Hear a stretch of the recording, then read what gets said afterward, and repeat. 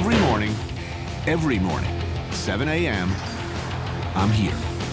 And for the next hour or 2 hours or sometimes more, I am just getting crushed. Humility. Jiu-Jitsu gives you that in spades.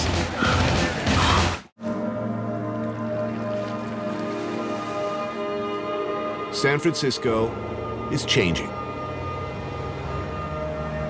We all know it. You can't stop it.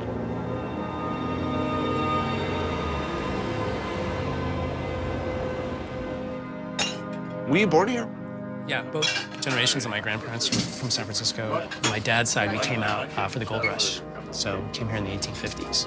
Author John Birdsall grew up in this town, and he's a close observer of the changes happening here. You know, when I first came into San Francisco, I was making all the same sort of tired jokes that everybody from New York who comes out to San Francisco the first time makes. You know, I thought it was all like sort of granola and politically correct. And in fact, that's really, nothing could be further than the truth. Right? San Francisco is like a righteously dirty town. It's good, it's grimy. You guys have actual street hookers in the center of town. You know, it's a two-fisted, heavy drinking, 3 martini, big steaks, heavy smoking, old school 20s mentality town still. Yeah, still, but it's vanishing. You know, Google is not too far from here. According to many locals, the whole character of the city is being leached out by an invasion of tech people, a flood of tech money. It's the triumph of the nerds. Out with the old, in with the new. No place epitomizes that better, perhaps, than where we are right now. Yeah, you know, I tell anyone to come and meet me here, my friends, and they sort of laugh at me, you know, like Sinbad.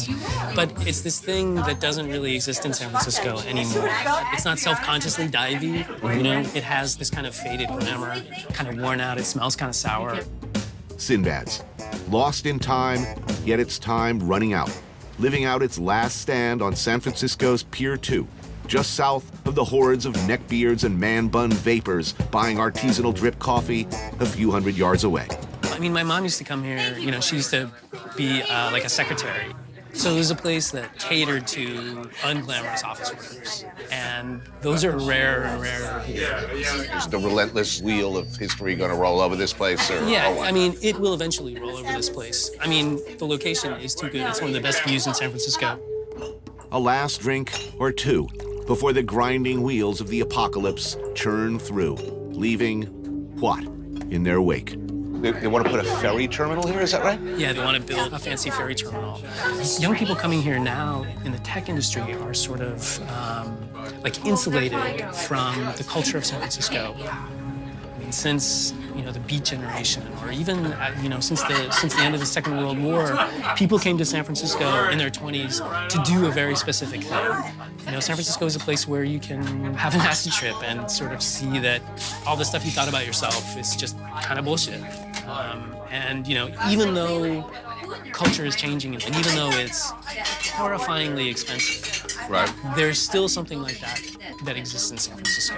You'll always have that. You know, San Francisco will always make that impression on you.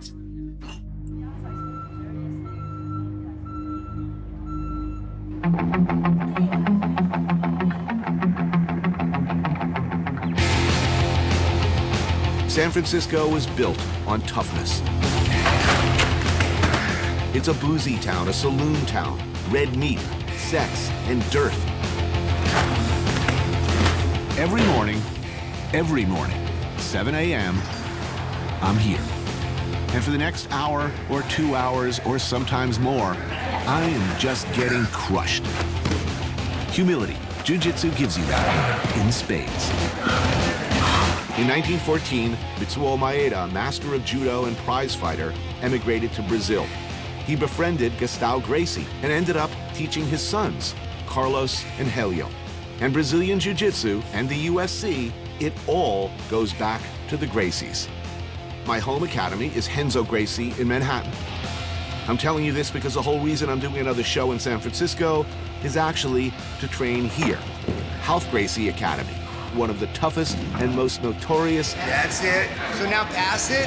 And most admired, to a great extent because of the relationship between the terrifying Ralph. Ralph Gracie looks at you like he's got a problem. Those eyes are menacing. And this man, Kurt Osiander. a beloved figure in the jiu-jitsu community because of his remarkably honest and unvarnished Move of the Week videos. So he gets stuck in a side control here, and he gave the guy underhook. Bro, you up a long time ago. It's so bad now that you're gonna have to work really hard. Oopa scoop, up, in, to my knees, head up, getting side control on the other guy. When you see an MMA fight, when they strike, it's usually boxing or Muay Thai or karate. When they throw or trip their opponent, it's judo or wrestling. But when it hits the ground, you better know Brazilian Jiu-Jitsu. Object: to choke your opponent or lock one of his extremities in such a way as to make them submit. I do not want this, getting my guard broken. That's bad. It sucks. There's full mount, armbar, Ezekiel choke, rear naked choke, bow and arrow. Then, as they say, my choices become very limited. It's tap, snap, or nap. Grab his pants, and start to rotate towards yes, and extend your arm.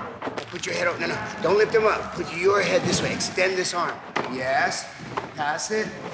Okay, it's a little bit tight, so you can always adjust it. Thank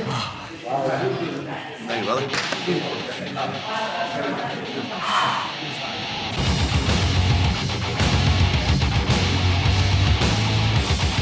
In case you haven't noticed, I'm an old school guy. I'm sentimental about some things. Nautical-themed restaurants, puppies, and places like this. I'm fully aware of the fact that, and I can hear it already, it's like every show you've ever done in San Francisco, you come to Swan Oyster Depot. Yes, that's correct. True love cannot be denied. I need a counter with some familiar faces on the other side. Good morning. Let's see, what am I having today? I'm having the crabback, of course. I'll get you one. I need a cold draft beer. I deserve this beer. Been eating healthy. I'm like a real housewife of New York City. I drink only vodka, you know, because it's like low carb. And I need shellfish. Like that. Whoa, Mika. Look at the size of that one. Here it is. That's the crab bag. Dude. I guess somebody throws this away. You know, they tear the legs off and eat them, and then throw this out. Stupid people. All that good stuff, the brains and fat and magic. It's like unicorn juice.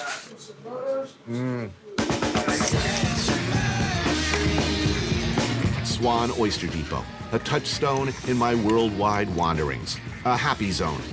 If I read about myself dying at this counter, I'd say to myself, that was one lucky guy. Sweet. Nice little plate of crab leg. Maybe a little Louis on the side. Oh, I guess. Oh, man. So good. All right, Tony, here you go, babe. You got Kumamoto's. I got local tamales, Miyagi's. I should eat these before training to give me superhuman strength.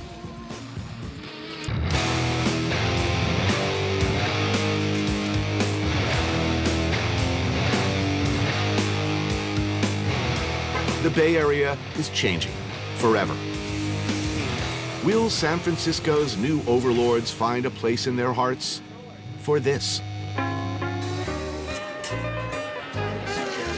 Trader Vic's, one of the last of its kind. Started in Oakland, one of a wave of Tiki-themed Polynesian fantasy restaurants, bars, and nightclubs that for a time spread across America. I definitely need the drinks menu. I've been beaten like a chicken fried steak, you know? Why? You were doing some sort of martial art, yes, were you? Yes, I want the Mai Tai wave. What's the Mai Tai wave? It's a flight of Mai Tais. Really? It's like a surfboard with 3 different Mai Tais. Not many places left that do this. Very few do it without irony. This is not the first time you've been here. No, I practically grew up in this place. Really? My parents used to take me from like about age 3. It was like a home birth at Trader Vic's. Author Sean Wilsey grew up in San Francisco. His parents were regulars at the original downtown Vic's. I used to drop acid and go to Hawaii Kai, so this kind of thing is a taste of my childhood too. Oh, yeah. Oh, cool. I got sent to boarding school when I was a teenager, an East Coast boarding school where everybody was like, oh, you're from the gay bay. And it was really difficult to just negotiate being from San Francisco. I would lie and say that I was from Napa because I was embarrassed, you know? Yeah. I was at like a hockey school in Massachusetts. And I was gonna get hazed for being from San Francisco. Okay, so San Francisco for you as a kid was... I just remember all sorts of factions. Like there were all these skinheads and skaters, because that was like from the teenagers' point of view. But then there were all the old hippies and like the slightly older beatniks, and everything was really cheap. I mean, I don't think San Francisco has become an expensive rental town until maybe like the last 10 years. Okay, bongo, bongo, bongo. I love it, sort of this pan-Pacific Well, they thing. have that like weird kind of tandoori Japanese Chinese oven. Right.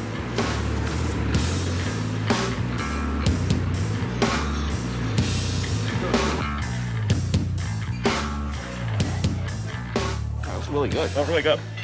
Do you want that rib? No, go ahead. I'm taking it. Okay. I mean, the narrative you're hearing from a lot of people here now is the evil techies are coming, driving up rents, pushing out the mom and pop, you know, restaurants. Well, that's kind of a true thing. That's actually. So it's the people everyone hates is Google now, right? Google and Twitter. And... They're really hated. Yeah. I mean, by certain people. Right. And of course, like outside of San Francisco, it's like they're heroes. You know, they changed the world. But yeah, we like them fine. Yeah. I Google things. It's legitimate. Yes, I Google things too. I do. It happens, right? But look, Excuse me. I mean, Google, they have their own buses, which is apparently a bone of contention for people. Well, it is. Yeah. I mean, the buses Why? are. Is it in? I mean, I do know. I mean, apparently, like, if you work at Google or at Twitter, I mean, lunch is like, freshly made frittatas, and, there's some Italian housewife making burrata for you. There's someone making kale smoothies, and I don't have any problem with it at all. I don't really either. No? I genuinely don't have a problem with that stuff at all. I think the only point about, like, the way a city is changing is you don't just want to screw up what's cool about it. Right. Like, the city has a personality. It feels like kind of a seedy, old school American city, Do you just want to do the same everywhere you go? I think the San Francisco we're in right now is a pretty nice city.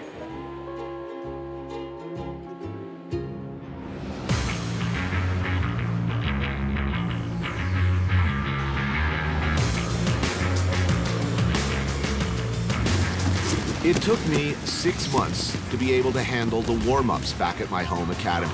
And for a long time after, I just pray that somebody would be more out of shape than me.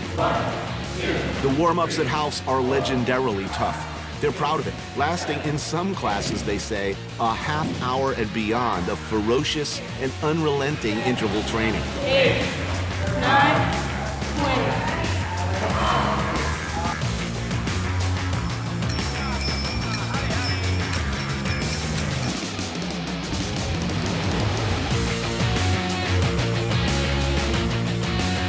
You go a block over and you're in Alamo Square, and that's like where the Full House houses are, Right. And it's super high-end real estate. But we're on Divisadero, which like 5 years ago was sort of like the hood, and it's changed a lot over the past 5 years. This is 4505 Meats, and they started off, like Ryan would be out on the street outside of a bar with like a Weber grill, grilling hot dogs and hamburgers. And he built up his business, the reputation as like the best hamburger in the city, and then he opened this place. It's really good.